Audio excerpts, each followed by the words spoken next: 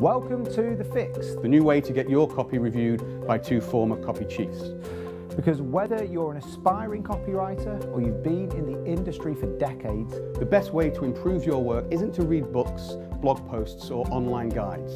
it's to see real writing, your writing, being reviewed and improved in front of your eyes. And that's the goal of The Fix, to bring you inside a virtual writer's room And watch along as we review, edit and rewrite real copy. from real writers like you.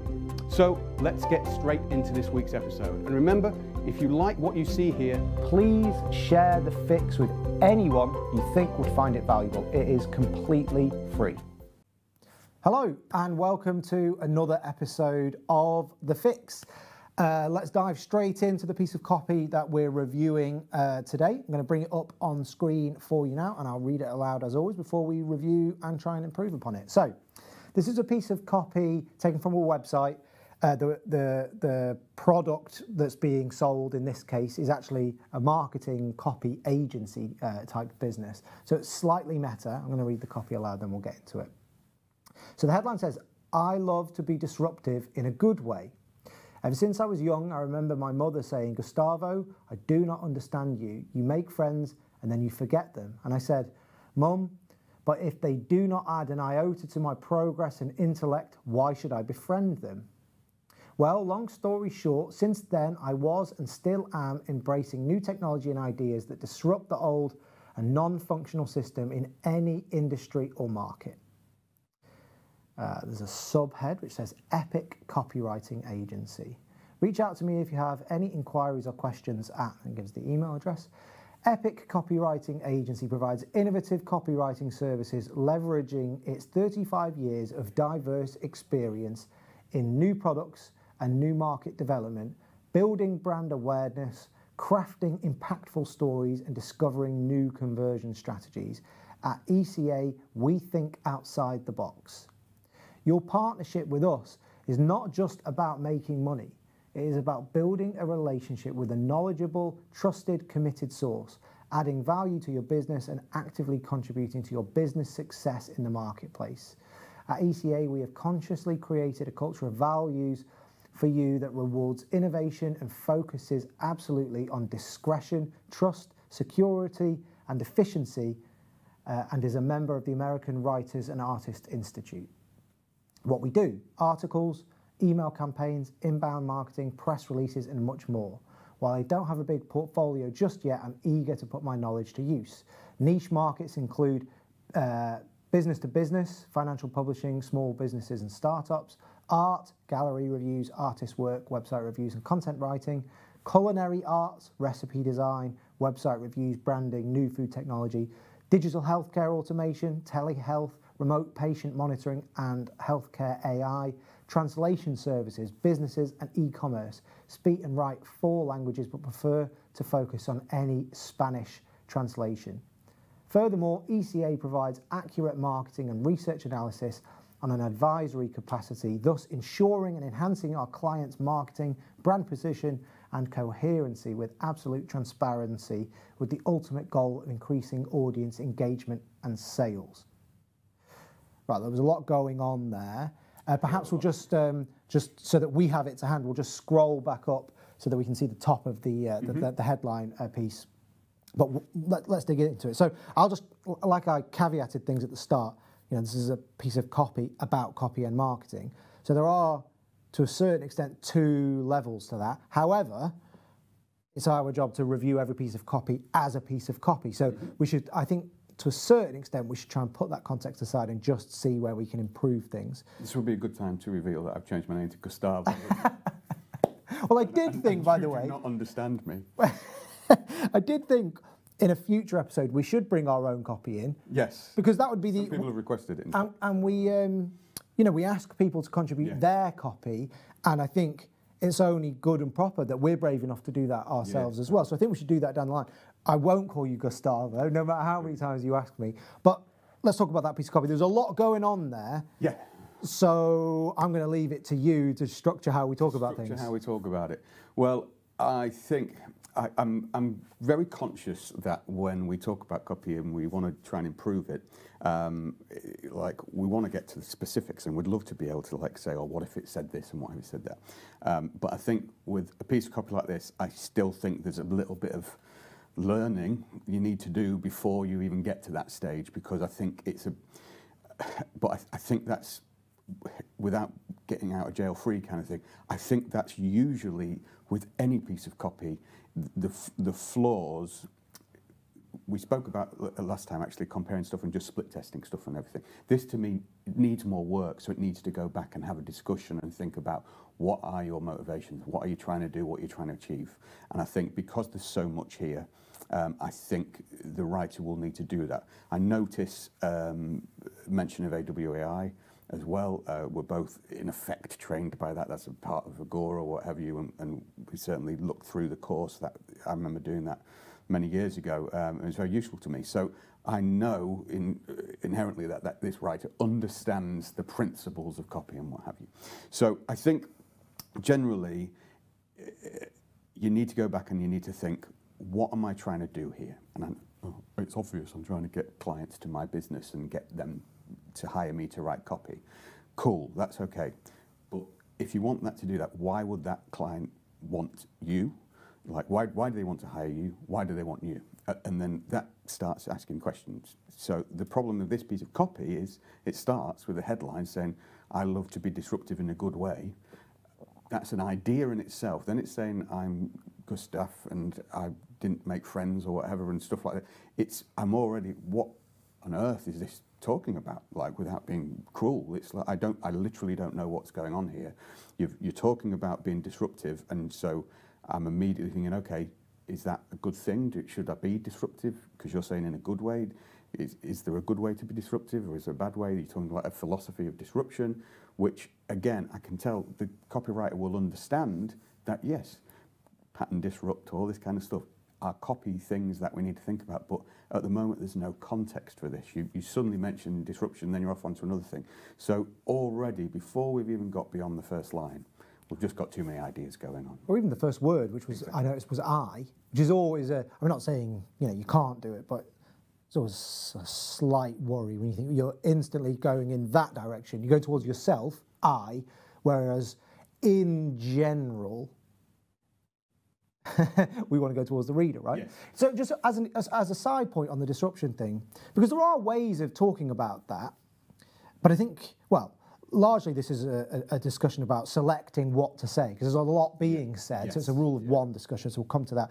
But I once worked with somebody, I actually ended up hiring him for a while, and he said to me, I think in his first email, he said something like, you won't like working with me, but I'll do a good job. I can't remember the second part. And I didn't like working with him that much. I could see that. And actually, no, because he was quite, he was blunt, he was very honest. He was a smart bloke. He knew what he was talking about. I'll tell you who I'm talking about afterwards. But he was prickly, and he'd say things he didn't like. And that was his character. And I'm not necessarily saying that's being disruptive, but it's in that ballpark. And he had testimonials as like, you won't want him in your office every day because he'll piss people off. Yeah. But he knows what he's talking about. And I sort of liked that, because I thought, that is who you are. Yeah. He was being honest about himself. And weirdly, that was his USP. It's like, I'll tell you things you don't want to hear about your business, but you know what? You need to hear them. Yeah. And you won't like that. That's when you actually learn about tone of voice and everything as well. It's like you can be and adopt a tone of voice that is abrasive and does that stuff. And he was abrasive. Yeah. What's going on here, though, is that... So, again, it's a little bit meta, but you're looking to launch a copywriting agency. Number one, I want to stick to the copy, but at the same time, it's a blurring thing where you're saying epic copywriting agency. Are you an agency? Probably not. If you're one person and you're saying I and Gustavo is presumably the person behind this, it's you. It's not an agency. It's the wrong time to go down that path. I think any copywriter, I think even an inexperienced copywriter can launch a copywriting business and do that kind of thing. But again, it's about being, and I ramble on about this in every episode, no doubt, but it's about being authentic about yourself. And I feel as though this misses a chance of when you say, what is that one idea to talk about? Don't talk about disruption. Talk about your authentic experience of copy. What is your feelings? What are your philosophy? What is there a headline around that? In the same way, it's like you won't like working with me. That might be your kind of USP or whatever. But it's just, it needs to be more around that. At the moment, it feels like a kind of, I don't know, it feels like a flyer that the accountants made with like just a list of things that copywriters do. Well, it's interesting that you use that word list, because that was definitely the impression I got. A little bit of a word salad, if you know what I mean. Like politicians talk a bit like that. And another great person to watch for somebody who talks that way, and you think, what you said there is the cycling guy, Dave Brailsford, kind of says things. Never come across him. Oh, he's, very successful. It's not his job to talk. He's a cycling expert. That's his thing. When he gives interviews, he says a lot of stuff, and then you think, what did you actually say there, though? Because it's just, trust and transparency, and you've got to trust the process, and you've got to do this. And you think, well, what does any of that actually mean? These are just all just words that are just. But so there was a lot going on, and any time we do this, I think it was the niche section. Niches include, and we had financial copywriting, business to business, art, culinary, AI, healthcare. It's like, well, okay, these are all viable businesses. The part that actually jumped out to me was the translation services. So, for instance, if it was me and I was rewriting this piece of copy, or even repointing how I would position this business, I think I might say, well, I don't know many copywriters who can write in 4 languages. Mm-hmm. I think that is a niche which is probably underserved. And it's like perhaps there's an idea there you can. So really, when you've got a list like that, what do you need to do? You need to select and then amplify. These are the decisions that you have to make. Right? You can't say it all, because if you say it all, you're really saying nothing. So let's say we said, do you want to launch your product in a new market? Do you know what I mean? Let's say you've got a product in a Spanish-speaking market and you want to launch it in an American market, or the other way around, or whatever other languages are being spoken about. Okay, now you've reduced your market size, but you're talking about something specific. Mm-hmm. You're talking about something that's beneficial to that potential market, and it starts to become a USP, right? I would consider myself to be a good copywriter, but if someone says, could you help me launch this in Portuguese? I'd be like, well, no, I can't. That's not in my skill set. Yeah, I'm conscious, and you're right, and that's a way of. So what you can do is pick out another USP, another element, another feature of your copywriting skill set, and lead with that. Amplify it. Yeah. I am aware that there's a headline there. I love to be disruptive in a good way, and it is carried through in the kind of deck copy, if you like. I know it doesn't quite look like format of a copy thing, which I think might be a problem. I think you need to think in that terms, but it's, again, ironic because we're talking about disruption. But I am aware that the copywriters picked out this idea of disruption. So from a copywriting perspective, let's look at that idea of disruption. You've said, I love to be disruptive in a good way. And then you've said, ideas that disrupt the old and what have you kind of thing. Again, it feeds into the list element of this piece of copy, and it feeds into the word salad, which is a nice phrase. But there's words like innovation, which is just like shoot, gone, delete them, invisible words. They're just meaningless unless used in the right context. But here it's just listed. But all of these things, it's a list. All you're doing is telling me stuff. You're telling me that you're going to disrupt stuff. You're telling me what services you do. You're telling me this. You're telling me that. You're telling me you've got 35 years of experience. If you've got 35 years of experience and you understand, as I think this writer does, because something in them has naturally leaned to disruption as an idea to go with, show me how to disrupt the market. If I'm a business owner who ultimately this is probably going to be going to, it's not going to other copywriters. You're trying to sell your services to business owners. You need to show, your copy doing what you will be doing for them. So rather than saying I love to be disruptive in a good way, how can you change that headline to be disruptive? How can you show the disruption rather than just telling me, you should be disruptive? Be disruptive. like put something that's got this image of disruption ahead. I won't have that there, but show me then. Show me how you're going to disrupt it. What headline, and you're a big ambassador for this.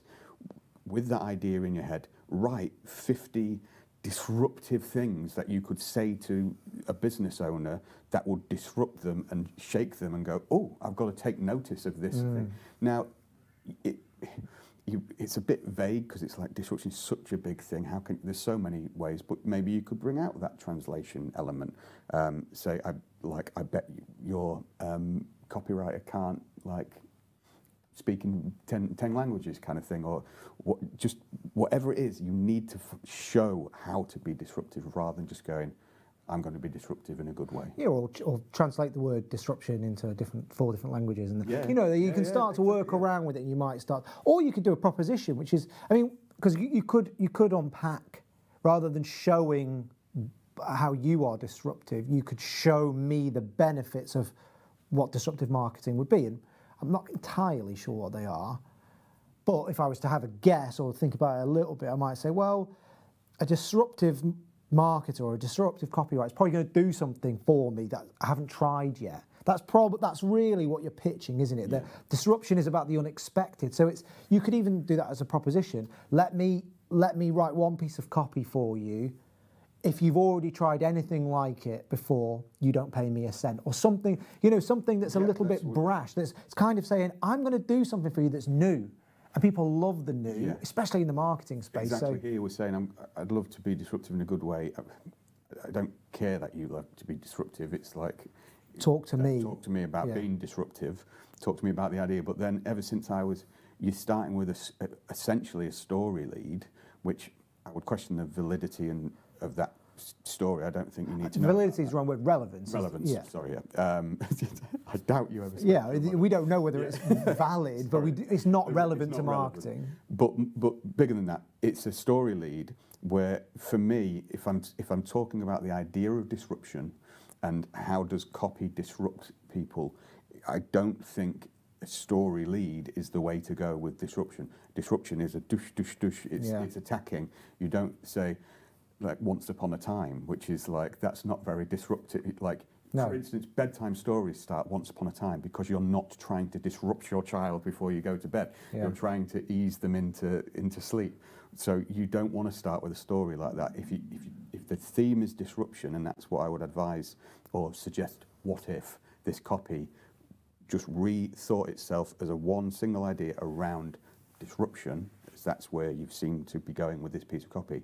How would that look? What if it had a disruptive headline? What if it came in with quick lines going, like 5 benefits of disruption? This, and this. Like, these things can do. When you disrupt your audience, you get their attention quicker. You immediately snare their thing. You lead them more. You do that. Just disruptive. Or maybe it speaks to a problem, which is maybe your business is slow, stagnant, not growing. It needs shaking up. Yeah. I've run businesses and had that feeling where it's like, I need to shake things up here. So really what you're saying is, I wouldn't have characterised it as disruption back then, but it could have been.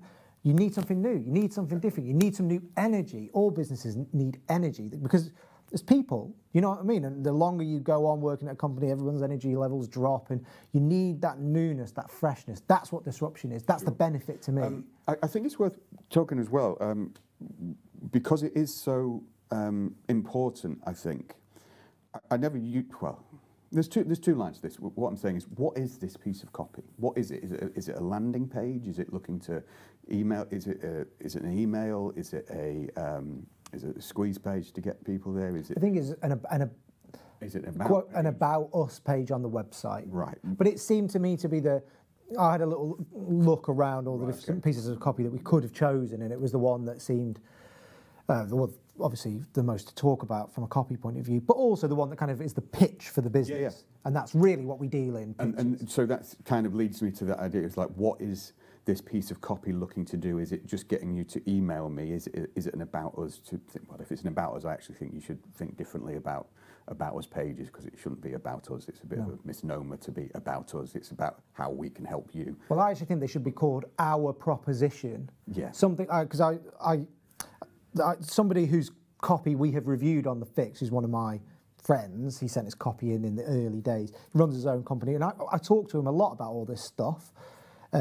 He gives me feedback on the show, but I'm constantly talking about that. Like, don't even the About Us or the Contact Us page. It should be a proposition. Like, what are you going to do for me? Because that's what I actually want. So in a situation like this, it's usually going to be some sort of creative review, or I'll write you one page of copy on spec. And if you don't like it, don't do anything. It's an offer. Yeah, and so that's what I'm thinking here is that if it's About Us Prime, but what is the purpose of this? Because it feels like a, I was going to say shopping list, because it's a list, but it's like a reverse shopping list. It's what I'm going to provide you with. But it just doesn't feel like the best way to show off your copy skills. And if you're trying to get people to hire you as a copywriter, you need to be showing as much as possible, and that's why. So you need to show that you understand. You could almost go through each of those bullet points and go, and each of those words. So you've got provides innovative copywriting services, saying new market development, building brand awareness, creating impactful stories. How? Just go the next thing and turn each of those into a bullet of how will I show you how to. How we help you, your company, tell your story in a way that makes you irresistible to your clients. What does it look like for the audience who is receiving this? How will you affect their change in their business or what have you? This piece of copy needs to do that. At the moment, it's almost like aside from the disruption headline, very loosely around that idea, which is one way I'd go and just try and do a landing page on disruption and a little promo around that. The other thing, if it is an About Us page, or if it is a proposition page, you need to there's too much information. You need to just come down and then show how these things will affect the reader. Also, there's no, you're saying you've got 35 years experience, but there's no kind of proof of that credibility. Yeah, you want to give some examples of that. So I just think it needs to be almost blown up to there's probably 20 potential pieces of copy in this one piece of copy. You're trying to do too much at once, and in doing so, not really doing anything at all to convince me that, oh, I want to come and hire your services, because I don't know what any of those services would look like. Well, I think that's probably the point to end on, actually, which is, this is a piece of advice you give to so many copywriters, but it always comes back to the rule of one. Mm-hmm. And there's two ways you can apply the rule of one here. One is, if you're going to lead with the disruption angle, blow that up on a bigger canvas and really show it, and write 50 or 100 headlines on that idea and strip everything else out.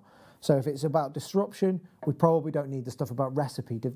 We could strip all that out and try it somewhere else. So that's one way. Yep. Or if your thing isn't disruption, if you decide, no, actually that isn't my idea is recipes, there was recipe curation in there, or multilingual services, that's a good one. Or they're both good ones, actually. They're both unique. To me, I've never heard about either of those things really pitched, in a big way. Select and then amplify. And I think that's something you see a lot. Let your idea, we can never know if our idea will work, but we can make sure that we find out if it works by just doing that idea. Choose it, take a risk on it, blow it up, and if it doesn't work, you can say, well, that idea doesn't work. Yeah. I'll go on to the next one. An objection people might think, especially this copywriter seems to be a jack of all trades kind of copywriter who's got those maybe 5 or 6 niches that they operate within, might go, well, if I just do about translation, I'm not getting my clients for this. That's fine, but test them.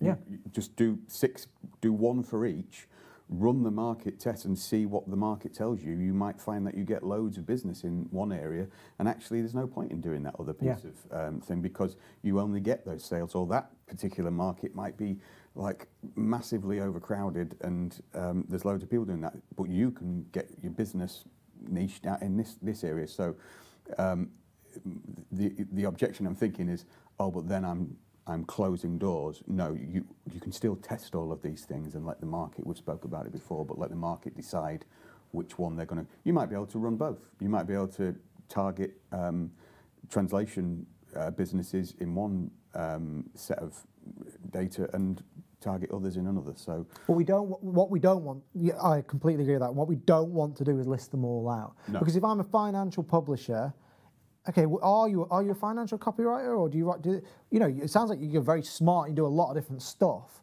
but it's the economy stupid thing. It's like if you just. So sorry to tell that anecdote. If you don't, it's from the Made to Stick book. It's the anecdote that's used several times. But it's basically if you say more than one thing, you really say nothing. Yeah. So choose something and push it, and don't have that list situation, because it never really. Where it can work is if you blow one idea up big, you write to them, you really get somebody excited. And once you reach the point in the pitch where you feel like they're emotionally committed, okay, you can talk to them about other stuff. So, for instance, if we were pitching our services, we might start by, we'll review your copy. We'll just help you improve your copy. Okay, 40 minutes into that, I might let you mention that you play the bass. Do you know what I mean? But we're not going to say... To me, just... Yeah, because whatever, like that might be acceptable later on in a pitch where it's like, oh, there are other things we can do for you, that's fine, that's upselling. But you don't lead with so many, because you're ultimately leading with nothing. Right, I think we should wrap things up there. So rule of one is a really important aspect of that piece of copy. Perhaps that's something that could be reworked and sent back in, and we'll take another look at it, because there are angles there that could be developed. But as always, thank you very much to the person who sent that piece of copy in. Like we said at the start, you have to be really brave to put your copy out there into the marketplace, but also into an environment like this where it's going to be reviewed and looked at with a critical eye, hopefully constructive, but still critical. So thank you very much. We do really appreciate you sending your copy in. Glenn, I think we'll leave it there for today's show. Yes. I just think on that point as well, like for the writer who submits the work, all we're doing is trying to improve. It just reminds me of, I always say whenever I mentor or write or whatever, it's the fact that you've got there and got out of the box and done something and produced it. It's much easier to look at that there, but that's a massive leap to do.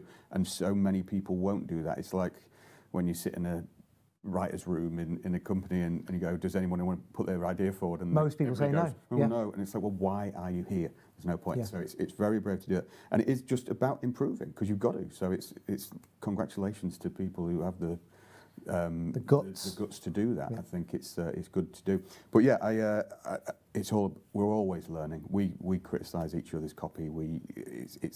You never fully know. Criticise your dress sense. Yes, you're dress sense. Constantly critical of each other. Yes. I'm going to give you some honest feedback about the way this look. Mm-hmm. Just critical, honest, timely, disruptive feedback. Yeah. Right. Let's not get carried away. Thank you very much to the person who sent that piece of copy in. Thank you very much for joining us today, and we will see you in a future episode. Goodbye. And there we have it. We hope you got something valuable out of today's episode of The Fix. Maybe it sparked an idea or two for your next writing project. Maybe it triggered a new headline, opening line, or story to tell your reader. Maybe it inspired you to scrap what you have and start over. Or maybe it made you want to submit your current work in progress for a little constructive feedback. If that is the case, send your copy to us at feedback@thefixcopywriting.com. Or if you don't want us to review a specific piece of writing, send us a problem you're trying to solve. Or a challenge you want input on, and we'll do our best to help. And remember, if you like The Fix, please do share it with other writers, business owners, and marketers.